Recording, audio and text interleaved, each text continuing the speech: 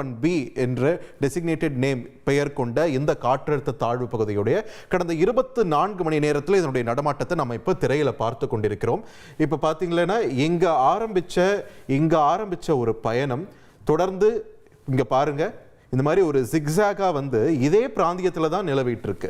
இந்த பகுதியை விட்டு இது நகரவே இல்லை. கடந்த ஒரு நாள்ல 24 மணி நேரத்தில் இதுதான் நிலவரம் அப்படின்ற பட்சத்தில் தொடர்ந்து இந்த பகுதியிலே தான் கடல் உள்ள வங்கக்கடல் பகுதிகளில் பெருமழையை கொடுத்து கொண்டிருக்கிறது. இதனுடைய தாக்கத்தை உணர இருக்கிறது என்னமோ இந்த கேடிசிசி ஜோன் என்று சொல்லப்படக்கூடிய இடம்தான். ஸோ அந்த வகையில் பார்த்தீங்கன்னா மழை இன்று தொடர இருக்கிறது. ஆனால் வானிலை ஆர்வலர்கள் என்ன சொல்றாங்கன்னா இந்த காற்றழுத்த தாழ்வு பகுதியுடைய இம்பாக்டால ஏற்படக்கூடிய கடைசி கட்ட மழையை தான் இன்று நாம் அனுபவித்துக் கொண்டிருக்கிறோம் அப்படின்னு சொல்றாங்க.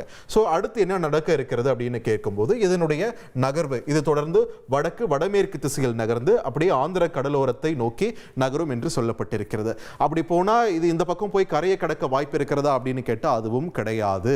இது வந்து ஒரு யூ டர்ன் போட இருக்கிறது என்பதைத்தான் மீண்டும் மீண்டும் சொல்லி வருகின்றனர். சோ அந்த வகையில் பார்க்கும்போது தற்பொழுது பாருங்க தமிழக கடற்கரை பகுதியில் இருக்கக்கூடிய இந்த ஆழ்ந்த காற்றழுத்த தாழ்வு பகுதியானது தொடர்ந்து மேலே நகர்ந்து மீண்டும் அதோட ட்ராக்கை மாற்றி ஒரு யூ டர்ன் போட்டு இப்போ எங்கே இருக்குதோ அதே இடத்துல 3 நாள் கழித்து வந்து இருக்க போகிறது என்று சொல்கிறார்கள் வானிலை ஆர்வலர்கள். அந்த பகுதியில் வரும்போது வடக்கு இலங்கையை நோக்கி இதனுடைய நகர்வு இருக்க போகிறது என்றும் சொல்கிறார்கள்.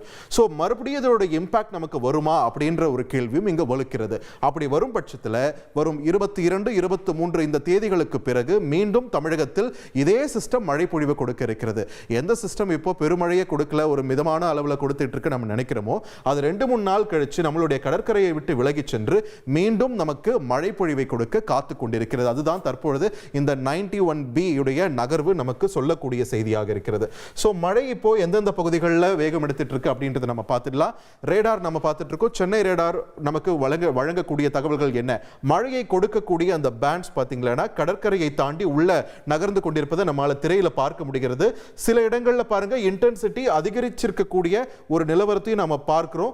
எந்த அளவுக்கு இன்டென்சிட்டியோட மழை பொழிவு சென்னையின் வட பகுதிகளில் குறிப்பாக மற்றும் திருவள்ளூர் மாவட்டத்தின் பெரும்பாலான பகுதிகள் கடலோர பகுதிகளில் இந்த மழை பொழிவு இருப்பதற்கான சூழலை நம்மால பார்க்க முடிகிறது. செங்கல்பட்டு மாவட்டத்தின் வட கடலோர பகுதிகளிலுமே கூட இந்த மழை பொழிவு வேகம் எடுப்பதற்கான வாய்ப்பு இருக்கக்கூடிய ஒரு சூழலை பார்க்கிறோம். தொடர்ந்து இது பேண்ட் மொத்தமா உள்ள நகருமா அப்படின்னு கேட்டால் அந்த இடத்துல ஒரு கேள்விக்குறிதான் இருக்கிறது. இதனுடைய தாக்கம் ஓரளவுக்கு தான் நம்மால் உணரப்பட இருக்கிறது.